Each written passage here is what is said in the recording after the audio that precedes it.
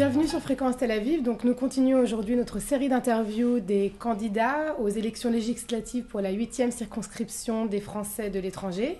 Nous sommes aujourd'hui avec Florence Drory. Bonjour. Bonjour. Vous êtes la candidate investie par La République En Marche. C'est exact. Je suis la candidate d'Emmanuel Macron, notre nouveau président. Alors d'abord, pourquoi cette candidature? Pourquoi vouloir être le député qui représente les Français de la 8e circonscription? Écoutez, j'habite Israël depuis 1980. Je suis repartie parce que mon mari étant ambassadeur, il a été nommé à Rome, en Italie, et puis auprès de l'Union européenne à Bruxelles. Donc j'ai interrompu un petit peu ma présence en Israël. Mais j'ai toujours milité au Parti socialiste. Donc j'ai une grande expérience du militantisme, une grande connaissance.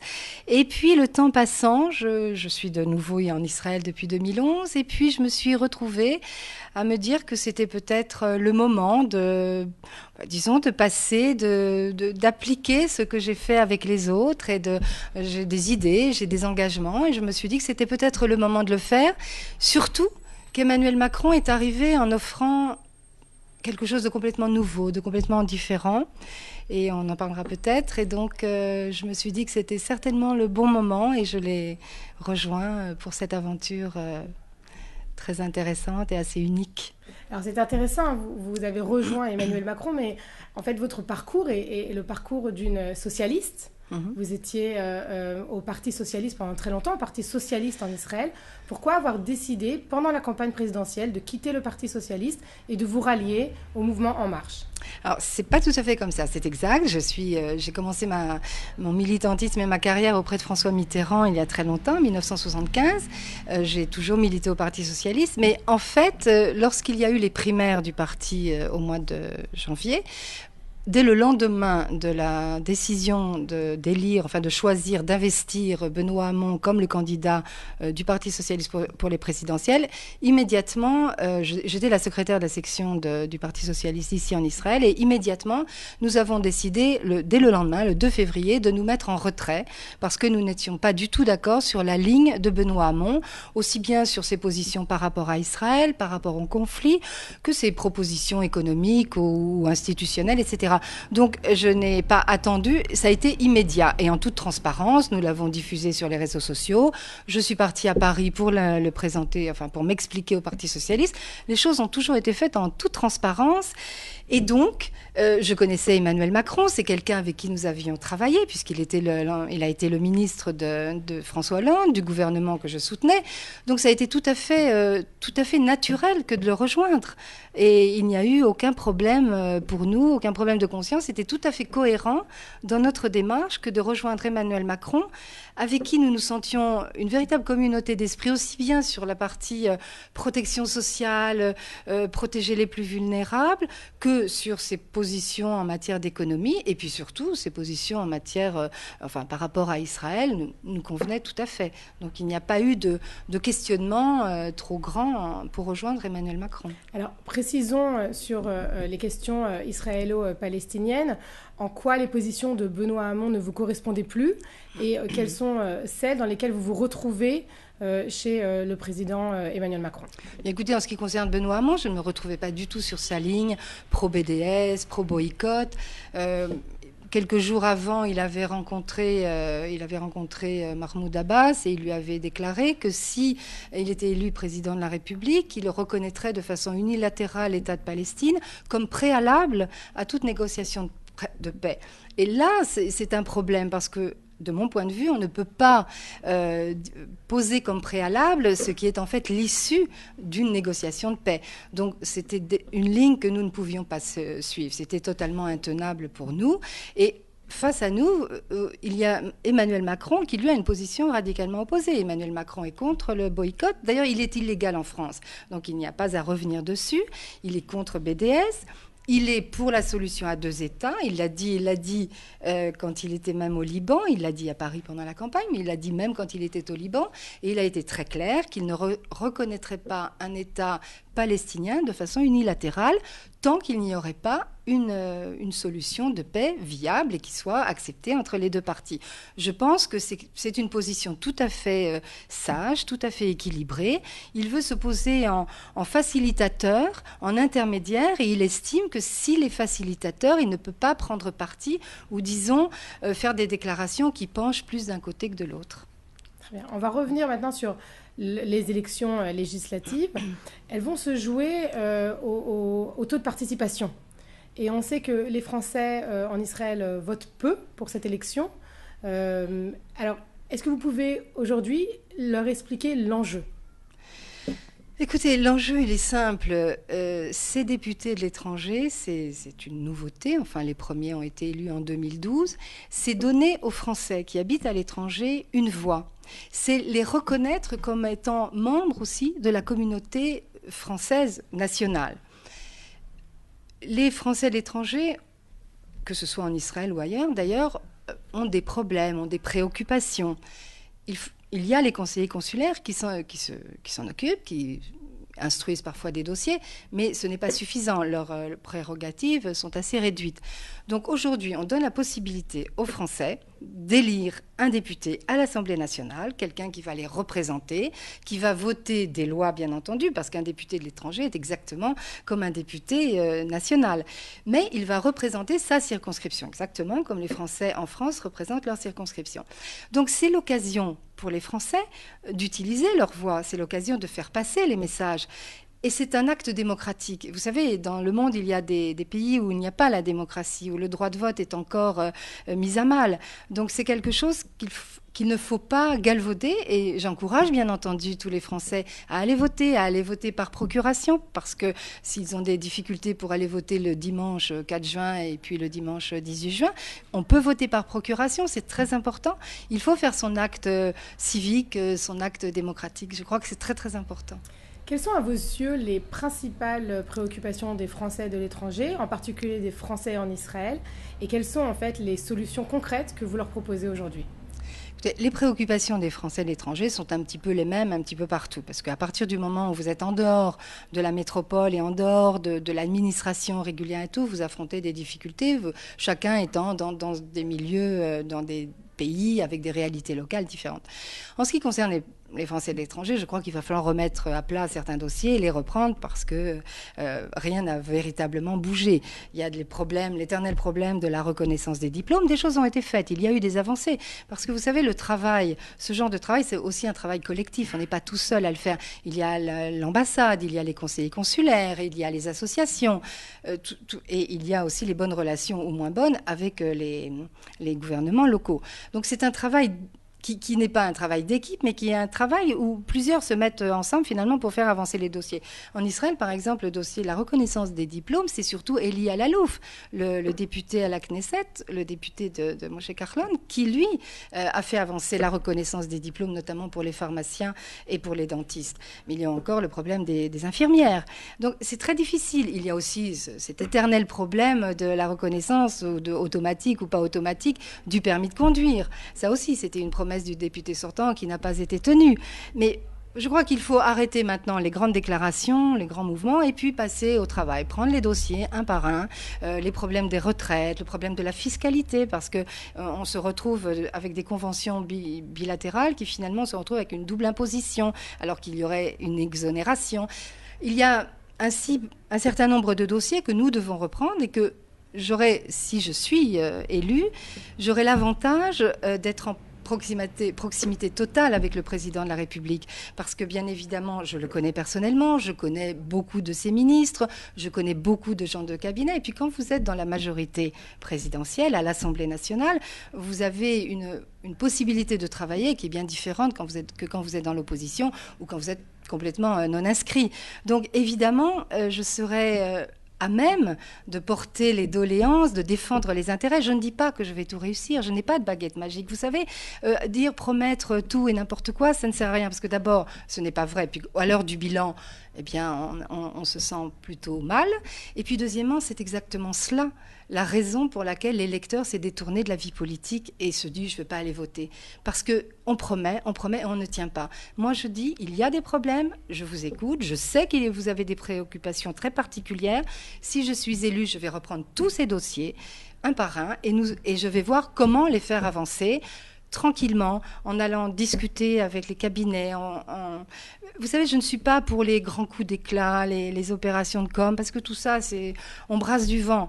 Mais sur le papier, à la fin de la journée, qu'est-ce qu'on a fait? Et c'est ça qu'il faut aller parler avec les responsables dans les administrations, dans les cabinets, parler avec les ministres, parler en commission à l'Assemblée nationale, avec les autres sénateurs et députés de l'étranger, parce que nous représentons une catégorie de Français avec des préoccupations un peu différentes. Donc nous avons un poids à être transversale, c'est-à-dire quels que soient les partis auxquels nous appartenons, nous représentons des Français de l'étranger qui, eux, ne se reconnaissent pas nécessairement dans ce clivage. Ce qu'ils veulent, c'est que leurs problématiques avancent et que des solutions soient trouvées à leurs problèmes. On ne peut pas toujours trouver parce que vous avez aussi les règles européennes. C'est pas toujours uniquement la France qui peut décider. Mais si déjà on prend les dossiers, qu'on les fait avancer et que correctement, comme il faut, je pense qu'on peut arriver à solutionner certaines questions sans pour autant faire des grandes déclarations qui ne sont pas toujours bienvenues. Vous faites campagne dans les autres pays de la circonscription, évidemment, c'est-à-dire, entre autres, en Italie, à Malte, en Grèce, en Turquie. Est-ce que à Chypre. Est-ce que vous entendez dans les revendications des Français de ces pays des revendications différentes à celles que vous entendez ici en Israël? Écoutez, la base, non. On retrouve le problème de la reconnaissance des diplômes. On retrouve aussi le problème des retraites, le problème de la CSG, par exemple, la fiscalité sociale. Donc, il y a... Mais vous avez, par exemple, en Grèce, vous savez, la crise grecque a beaucoup impacté les Français en Grèce. Et vous avez beaucoup de Français grecs qui sont dans un véritable dénuement. Donc, il y a des choses à faire. C'est quelque chose qui n'est pas nécessairement connu en Israël. Les Italiens ont d'autres préoccupations. Et puis, vous avez Israël et la Turquie qui ne sont pas dans l'Union européenne, alors que vous avez les autres pays qui sont dans l'Union européenne. Donc, évidemment, le traitement est différent. Tout ça, ce sont des réalités que je rencontre que je rencontre en rencontrant les gens, en allant sur place. Et ils me parlent, ils m'expliquent, nous dialoguons, je les écoute. Je suis moi-même une Française de l'étranger parce que j'habite en Israël depuis 1980. Donc j'ai traversé toutes les périodes qu'Israël a traversées. J'ai vécu en Italie, j'ai vécu à Bruxelles. Donc moi aussi, je participe à ce mouvement de Français de l'étranger. Moi aussi, j'ai les mêmes préoccupations quotidiennes, administratives, juridiques que mes compatriotes ici ou dans les autres pays, absolument. Mais une fois élu, comment rester fidèle à tous vos électeurs, à tous les Français de tous ces pays qui sont en réalité très différents, parfois pas forcément amis les uns avec les autres? Comment ne pas être en réalité, vous, habitante de Jérusalem jusqu'à aujourd'hui, la représentante des Français d'Israël aux dames peut-être des Français d'Italie? Non, je pense qu'il faut savoir d'abord être soi-même. Je suis franco-israélienne. J'habite à Jérusalem, je suis sioniste, je vis ici. J'ai vécu tout ce que les Israéliens vivent, que ce soit les guerres ou les actes de terrorisme. Donc, en aucune façon, dans ma façon d'être, je ne mettrai en péril si je suis élue, s'il y a des lois ou des amendements ou que sais-je, jamais je ne prendrai de position qui pourrait mettre en péril Israël ou qui pourrait nuire à Israël. Je ne pourrais pas le faire parce que je suis aussi israélienne et cela irait à l'encontre de moi-même. Je ne peux pas agir contre moi-même, contre les miens. Ça, c'est clair. Je défendrai évidemment toujours les intérêts d'Israël dans la mesure où ma voix compte, où je peux servir à quelque chose. Il n'est pas nécessaire d'aller invectiver à la tribune de l'Assemblée nationale si ça ne sert à rien. Je préfère aller parler tranquillement, de façon plus diplomatique et calme, avec le Premier ministre, avec le Président, avec le ministre des Affaires étrangères, pour exposer les problèmes, plutôt qu'aller faire des grands effets de manche qui n'aboutissent absolument pas.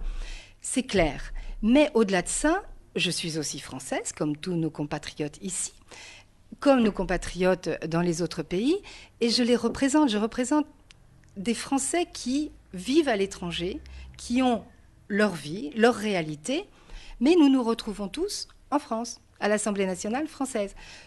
Par ailleurs, je dirais que nous avons un président qui a décidé de dynamiter l'échiquier politique français dans la mesure où il a dit il y a des gens de talent, de compétences à gauche, des gens de talent et de compétences à droite. Moi, j'ai un projet, j'ai une idée. Je veux que ces gens-là se rejoignent autour de mon projet. Et donc, il veut dépasser les clivages. Parce que la France se meurt justement de cet immobilisme, de ces blocages, de cette raideur. Donc, c'est un peu pour répondre à l'une des questions précédentes. Pourquoi j'ai rejoint Emmanuel Macron? C'est très facile, puisqu'il a appelé. Alors, on me critique parfois parce qu'on dit elle est socialiste, oui. Et alors, Emmanuel Macron a travaillé. Il n'est peut-être pas encarté, mais c'est quelqu'un de peut-être qui se ressent à gauche. Il a dit plusieurs fois je suis socialiste, sans être membre du Parti socialiste. Donc, je n'ai aucun problème à être socialiste et à rejoindre Emmanuel Macron et à l'aider justement dans sa démarche, parce que je voterai ses lois, parce que je ferai en sorte que son projet réussisse, parce que sinon c'est l'échec de la France. Ce ne serait pas l'échec du député, c'est l'échec de la France. Et donc je ne suis pas là pour faire échouer, je suis là pour faire avancer, pour représenter les Français. Et je n'aurai aucun problème, même s'ils sont différents. Dans cette circonscription, il y a les Israéliens qui sont juifs, il y a des Palestiniens qui sont musulmans, qui sont chrétiens, il y a des Italiens qui sont chrétiens, vous avez les Turcs qui sont musulmans, etc. Donc, mais ce sont des Français. Je ne suis pas là pour décider par rapport à... Vous savez, c'est la Constitution française. Hein. Un Français est français, quelle que soit sa religion, quel que soit son sexe, quelle que soit sa politique, enfin ses opinions politiques. Donc, tout cela, un député doit se situer au-delà. Certes, il appartient à un parti, bien entendu. Il a des convictions, il mène une politique, c'est bien évident. Mais... à partir du moment où vous représentez vos électeurs, mais c'est valable pour un député français, vous devez être au-dessus et faire en sorte que l'électeur, lui, soit protégé, que l'électeur, lui, soit défendu. Je défendrai les Français d'Israël, absolument, comme je défendrai les Français des autres pays, parce que c'est le rôle du député d'un Français. Vous avez évoqué les grands coups de théâtre à l'Assemblée. Il me semble que vous évoquez Meir Habib, le député sortant. Alors, quel bilan pouvez-vous faire aujourd'hui de son mandat ? Écoutez, moi je n'ai pas de bilan à faire, c'est lui qui doit tirer le bilan et je ne pense pas qu'il soit très satisfaisant puisqu'il n'a pas pu faire avancer le dossier de ces fameux permis de conduire. Il y a toujours la question de la reconnaissance des diplômes. Il y a beaucoup de choses qui n'ont pas été faites, beaucoup de promesses, beaucoup de références au gouvernement ici en Israël et au Premier ministre israélien avec une espèce de déception à la fin. Donc moi, c'est pas du tout ma façon de faire, c'est pas du tout ma façon de concevoir la politique, ni de concevoir le rôle du député, d'un député français, absolument pas. Moi, je pense qu'un député doit s'occuper de sa circonscription, utiliser tous les moyens pour faire avancer les choses, bien entendu, mais avec une certaine dignité et un sens de la responsabilité qui sied à la fonction quand même. Vous avez été critiqué, notamment sur les réseaux sociaux, suite à certains de vos posts sur Facebook, même des posts anciens, notamment lorsque vous avez vous-même critiqué la fermeture d'épiceries à Jérusalem le Shabbat, ou bien quand vous avez critiqué l'allumage de bougies de Hanouka à l'aéroport, il me semble, de Charles de Gaulle à Paris. Donc cela a suscité des attaques, voire personnelles, à votre égard.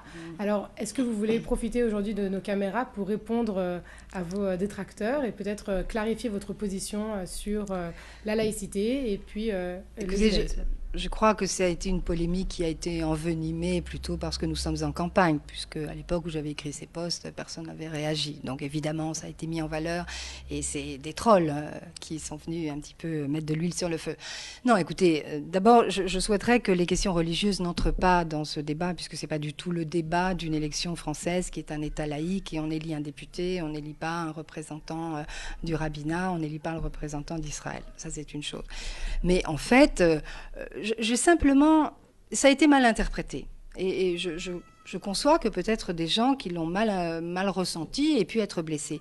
Je n'ai rien contre la religion.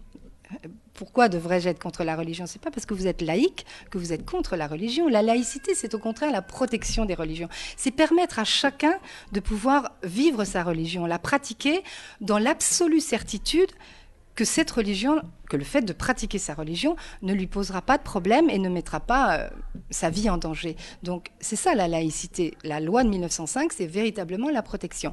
Simplement, il y a des règles. Et dans l'espace public français, j'avais été, oui, très surprise que dans le hall public de Charles de Gaulle, il y ait ces allumages de bougies. Parce que je me dis que si aujourd'hui, c'est les rabbins qui viennent allumer les bougies et faire des prières, demain, c'est peut-être des musulmans, des imams qui viendront faire les prières avec les tapis.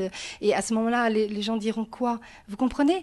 À partir du moment où il y a des règles, la seule façon de se protéger des dérapages et des dangers, c'est de respecter les règles. Et mon poste était plutôt en ça.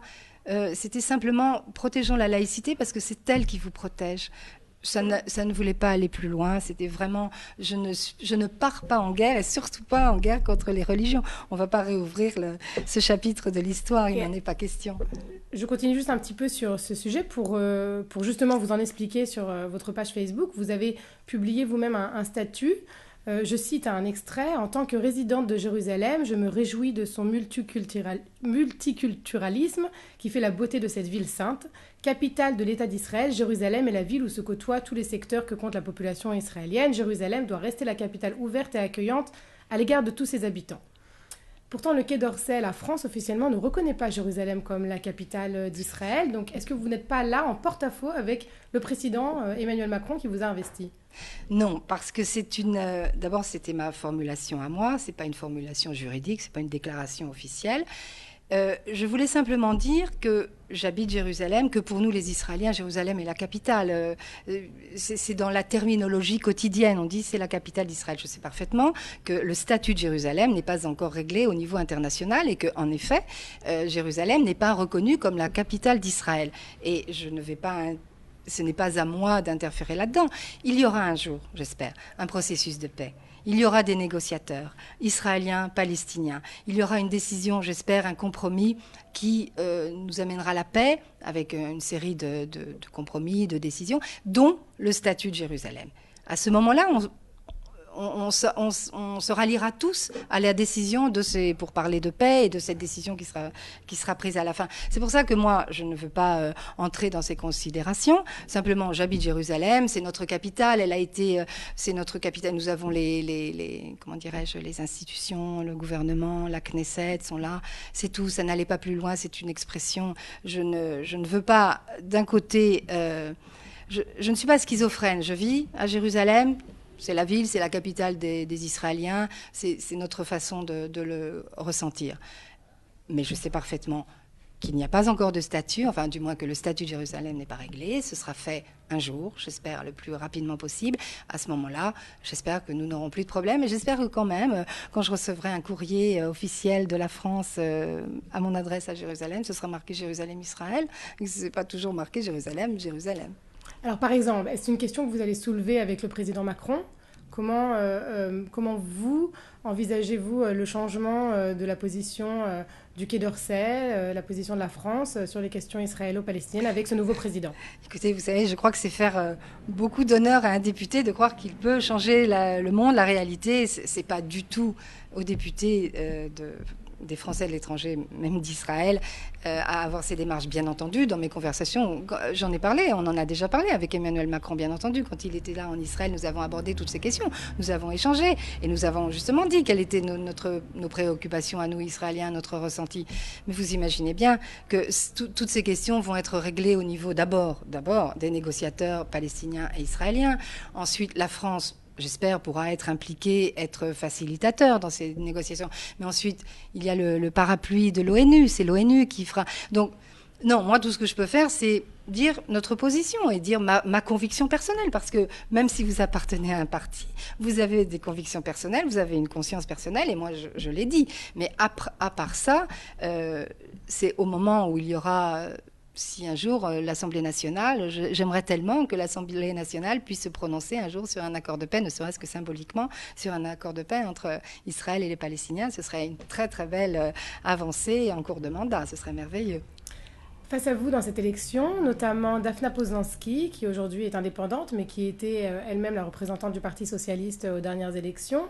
Benjamin Djian, candidat investi par le Parti socialiste, et vous-même donc maintenant investi par En Marche, mais ancienne socialiste. Comment vous démarquez-vous les uns des autres, vous qui êtes tous issus de la même famille politique? Écoutez, on se démarque simplement peut-être par nos personnalités, par nos caractères, par aussi la façon dont nous portons nos convictions. Je crois que c'est surtout à ce niveau-là, et puis par la façon aussi dont nous faisons la campagne. Moi, je n'invective pas mes concurrents, mes adversaires, je ne les méprise pas sur Facebook, je ne répands pas des rumeurs mensongères, je suis correcte avec eux. J'aimerais bien que de leur côté, ils sachent que quand on brigue la fonction de député, on commence par être correct avec ses adversaires. Emmanuel Macron a toujours refusé que ses supporters, dans les meetings, sifflent. Eh bien, moi aussi, je voudrais qu'en face, on ne siffle pas, qu'on ait simplement la correction par rapport au fait que nous sommes tous des candidats à une fonction noble et que commencer par invectiver, par mentir, par divulguer des choses qui sont fausses sur Internet, c'est pas digne de la fonction à laquelle on aspire. En termes d'électeurs, on sait, quand on regarde les élections présidentielles, que les Français en Israël ont tendance à majoritairement voter à droite. Ils ont voté au premier tour pour François Fillon en Israël. Donc comment comptez-vous rallier à vous les électeurs qui, de façon naturelle, vont peut-être avoir envie de voter pour le candidat UDI-LR parce que c'est une habitude? Écoutez, vous avez raison de dire que les électeurs, pour l'instant, votaient plutôt à droite, mais je remarque que par rapport à 2012, Sarkozy avait fait 81%, François Fillon n'en a fait que 60%, et François Hollande avait fait 8%, Emmanuel Macron a fait 30% au premier tour, ici en Israël. Donc il y a quand même eu un glissement, un mouvement. D'autre part, je crois que les électeurs pourront se dire il faut être cohérent. C'est-à-dire on ne peut pas élire un président sur un projet, et Emmanuel Macron a été élu sur son projet. Et puis, ne pas lui donner les moyens d'appliquer ce projet, c'est-à-dire de lui donner une majorité. Donc en fait, je crois que les électeurs vont se dire une députée proche du président, une députée appartenant à sa majorité, une députée qui va pouvoir faire avancer les choses, qui va pouvoir participer à la mise en œuvre de ce pourquoi nous avons voté en votant pour Emmanuel Macron, ce serait un petit peu incohérent ensuite de voter pour quelqu'un d'autre qui n'a pas cette même possibilité et puis qui n'entre pas évidemment dans la ligne d'Emmanuel Macron. Donc je pense que les électeurs sont suffisamment mûrs et responsables pour faire la part des choses. Maintenant, c'est le jeu de la démocratie. Moi, je suis candidate, je suis prête à écouter tout le monde, à recevoir tout le monde et puis je souhaite convaincre, mais nous en sommes tous là. Donc vous êtes en pleine campagne, on l'a dit, la campagne ce n'est pas seulement en Israël, c'est dans tous les pays de la circonscription, c'est un rythme j'imagine assez soutenu. Est-ce que vous pouvez un tout petit peu nous raconter donc, ce quotidien de campagne, où elle vous emmène ? Écoutez, c'est un rythme extrêmement soutenu, c'est fatigant parce qu'il faut être sur tous les fronts, le front de l'action, le front de la réflexion, le front aussi de l'écriture. Donc tout ça, c'est quelque chose... Je l'ai beaucoup vécu en tant que collaboratrice de François Mitterrand, de Jack Lang, de Ségolène Royal, etc. Je l'ai beaucoup vécu, mais ce n'était pas moi qui portais. Aujourd'hui, c'est complètement différent. Quand vous portez, quand vous êtes vous-même la candidate ou le candidat, c'est complètement différent et c'est plus lourd. Mais alors, par contre, je dois dire que j'adore ça. Je suis très enthousiaste, j'ai plein d'idées, je suis très énergique. Alors je vais à la rencontre des gens, je fais des réunions, je fais des Hukbayt, comme on dit ici, des réunions d'appartements. Je suis présente sur les réseaux, je donne des interviews. Voilà, je pense que tout le monde fait un peu la même chose. Et vous voyagez ? Et je voyage, bien entendu. Je vais à la rencontre des autres Français dans les autres pays. Ça m'émeut parce que ce sont des pays que je connais aussi. Italie, j'ai vécu. Malte, mon mari était ambassadeur non résident à Malte, donc Donc nous allions régulièrement à Malte. La Grèce est un pays de soleil et de vacances. Je connais Chypre aussi, j'y suis déjà allée. Le seul pays que je ne connais pas et que j'attends avec impatience de découvrir, c'est la Turquie, Istanbul, Ankara, puisqu'il y a des Français là-bas. Donc c'est aller à la rencontre des gens, c'est aller à l'écoute. Vous savez, je crois que dans cette fonction, il faut avoir beaucoup d'empathie. Il faut savoir écouter, savoir comprendre, savoir être ému même. Je crois qu'il ne faut pas retirer l'humanité à la fonction. Et c'est ça aussi qui me plaît beaucoup. Ce rapport avec l'autre. On fait des rencontres magnifiques. Il y a des gens merveilleux, il y a des gens qui vous touchent, il y a des gens qui vous font presque pleurer, il y a des gens qui vous horripilent. Mais c'est toujours des gens avec une histoire, avec un passé, avec des espoirs, des espérances. Et je crois que c'est ça, c'est peut-être ça le travail d'un député. C'est pas seulement travailler dans les commissions. Non, c'est aussi cet aspect très humain. Ça me touche beaucoup. Et vous finirez votre campagne par Israël ? Par Israël, absolument. Le 1er de juin, je terminerai. Mais ça, je ne vous dis pas encore. Je vous garde la surprise de ce que nous préparons. Très bien. Florence Drori, merci beaucoup. Merci à vous.